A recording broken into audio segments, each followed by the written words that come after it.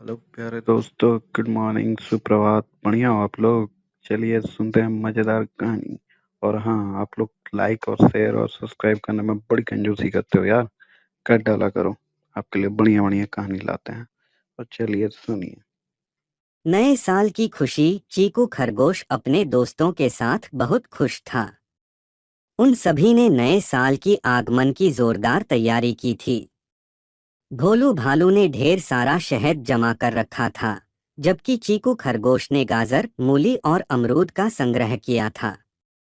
Meek जहां हरी मटर और हरे चने लेकर आने वाला था। गिल्लू गिलहरी भला पीछे क्यों रहती? उसने ढेर सारी मूंगफली इकट्ठा कर रखी थी। हम इस बार भी जंगल के उस पार पहाड़ पर पिकनिक मनाएंगे, भोलू भालू बोला। वहां हम सुरक्षित रहकर नववर्ष सेलिब्रेट कर सकते हैं। क्या यार, हर बार उसी जगह जाना? मीकू चूहा उकताकर बोला। मैं तो कहूंगा कि इस बार हम नदी किनारे रेतीले तट पर अपना तंबू डाल खुशी मनाएं। वहां खुले में हमें ढेर सारी प्यारी धूप मिलेगी। नदी की तरफ से आने वाली ठंडी हवा कितनी अच्छी लगेगी। कितना मजा आएगा। ठीक कहते हो, चीकू खरगोश ने हाँ में हाँ मिलाई। वहां नदी की रेत पर हम खूब खेलेंगे कूदेंगे, खाएंगे पिएंगे, नाचेंगे गाएंगे, तो कितना आनंद आएगा। यही ठीक रहेगा, गिल्लू गिलहरी बोली। और जब हम थक जाएंगे तो अपने टेंट में आकर आराम से लेटे रहेंगे। सबका यही मन था, इसलिए वे पहाड़ की बजाय नदी की ओर बढ़ बढ़ चले। यहाँ नदी के रेतीले तट पर अनेक तंबू लगे हुए थे। तंबुओं के अंदर कुछ लोग या तो खाना बना रहे थे या गाबजा रहे थे। थोड़ा आगे मंथर गति से कलकल करती नदी बह रही थी। वहां एक जगह रुककर मीकू चूहे ने खुलकर सांस ली। फिर बोला, यहाँ कितना अच्छा लग रहा है। कितने सारे लोग और उनके रंग बिरंगे तंबू हैं। यहाँ आकर मन खुश हो गया। अरे वो देखो, चीकू खरगोश फुसफुसाया। कालू कुत्ता भी अपने शैतान साथियों के साथ आया हुआ है। उनसे बचकर रहना। भोलू भालू ने चेतावनी दी। ये सभी उल्टा पुल्टा खाते पीते हैं और लड़ाई लड़ाई झगड़ा करते हैं। उधर बिल्कुल ध्यान नहीं देना। हम अपना टेंट उनसे थोड़ी दूरी पर लगाएंगे। गिल्लू गिलहरी बोली, इन शैतानों से दूर ही रहना अच्छा। इन लोगों ने अपना तंबू नदी से थोड़ी दूरी पर लगाया। फिर भोजन बनाने की तैयारी करने लगे। इस बीच चीकू ने गिटार और मीकू ने ढोल बजाकर गाना गाना शुरू कर दिया। भोलू और गिल्लू गाने की धुन पर नाचने लगे। इसके बाद बाहर फैली रेत पर उन्होंने फुटबॉल और क्रिकेट खेलने का आनंद लिया। जब तक खाना बनता रहा, वे बारी बारी नदी किनारे यहाँ वहाँ भी घूमते रहे। गिल्लू गिलहरी गिलहरी और चीकू खरगोश ने देखा कि वहीं थोड़ी दूर पर कालू कुत्ता अपने साथियों के साथ उठापटक दौड़ा दौड़ी करने में मशगूल हैं। अचानक वे सभी अपने कपड़े उतारकर नदी में नहाने के लिए उतर गए।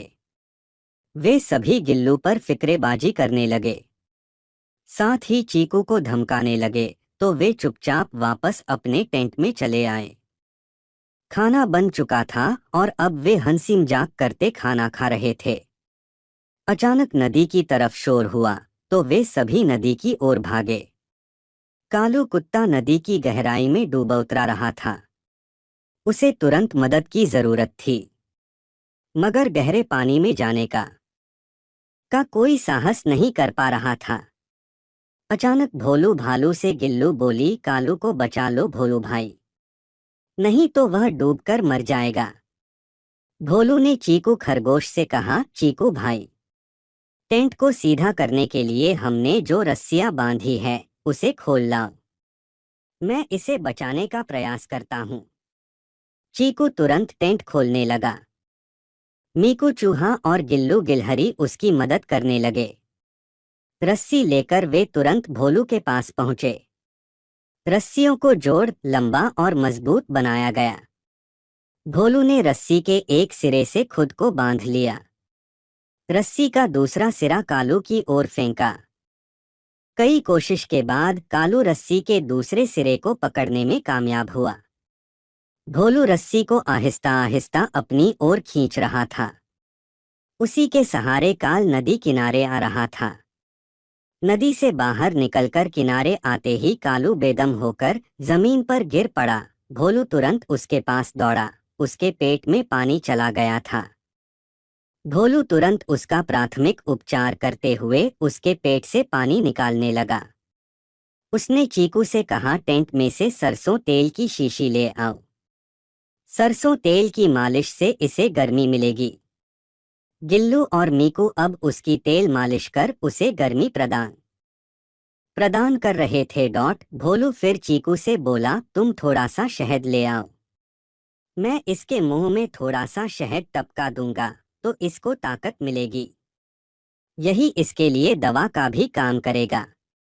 अंततः कालू कुत्ते को होश आया। उसके अपने साथी वहां से कब के भाग चुके थे। वह अपने चारों तरफ भोलू भाल, चीक खरगोश, मीक चूहा और गिल्लू गिलहरी को देख रहा था। वे सभी उसकी जान बचाने में लगे थे। मैंने तुम्हारे साथ बुरा व्यवहार किया। कालू की आंखों में पश्चाताप के आंसू थे। मुझे तुम लोग माफ कर दो और मुझे अपना साथी बना लो। तुम स्वभाव के बहुत बहुत अच्छे हो, लेकिन बुरी संगत ने तुम्हें बुरा बना दिया। गिल्लू अपने तीनों साथियों को देखते हुए बोली, अब तुम हमारे दोस्त हो। कालू की आंखों से खुशी के आंसू बहने लगे।